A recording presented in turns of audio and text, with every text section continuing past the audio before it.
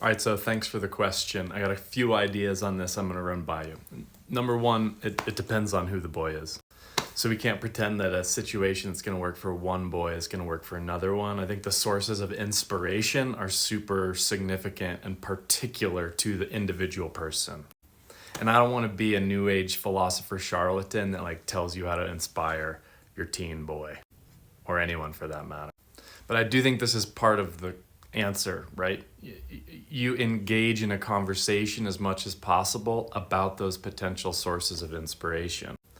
And you create some opportunities to maybe expand the horizon or the relevant cultural inputs. So sources of art, history, culture that might light up certain things in the person in a way that we wouldn't expect. And notice this is advice for anyone actually to live a more good and inspired and interesting life, is to find more sources of inspiration to be inspired from. And now here's the tough part about teen boys and the challenges, the unique challenges that teen boys have. So how do we gently inspire teen boys in particular? And here's where this gets a little emotional to me based on that New York Times article that was just published today, actually, that boys get everything that they would want, or everything except for the thing that's most valuable, which is human connection. I think the biggest challenges facing boys and men is the challenge of loneliness.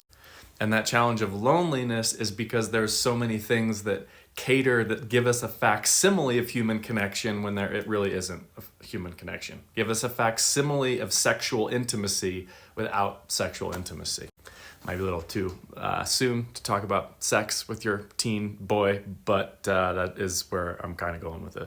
The point is that human connection, the connection we feel with other human beings, is probably the most significant thing to our well-being and happiness, right? In fact, the longest study of human flourishing and happiness, 80 years, multiple generations of lead researchers concluded that happiness is love, full stop. Not the romantic, sappy version of love, but feeling like we're connected to other people that we care for and that those people care for us in small ties and in big ties.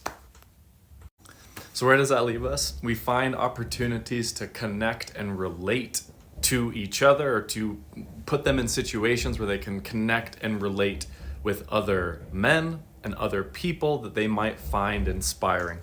And I think that starts with having an honest conversation with look, who do you want to be? What kind of a person would you like to be? And how can we put you in contact with those types of people? Because you care, because you want what's best for them, you want them to live a good life.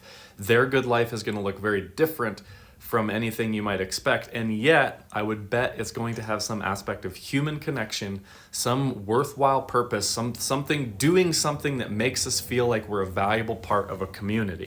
And I think those opportunities are harder to come by. I do not think it's easy when a lot of people, and it is so easy to be glued into this narrow screen and move and forget the peripheral vision of all these other things going on.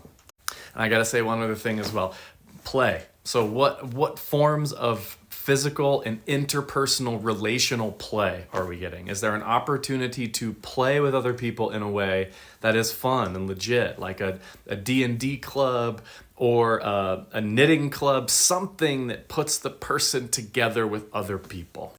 And ultimately, for anyone watching this, that's one of the big purposes and reasons why I wanted to create the Wisdom Workshop, was to create places, areas for people to get together in virtual spaces where they could connect, communicate, work on their general relational ability to listen to other people, speak, to have messy thoughts, to not be perfect, to be vulnerable, to be messy, all of that awkward puberty stuff that's incredibly painful to go through, to be able to do that in our post-pubescent life as well.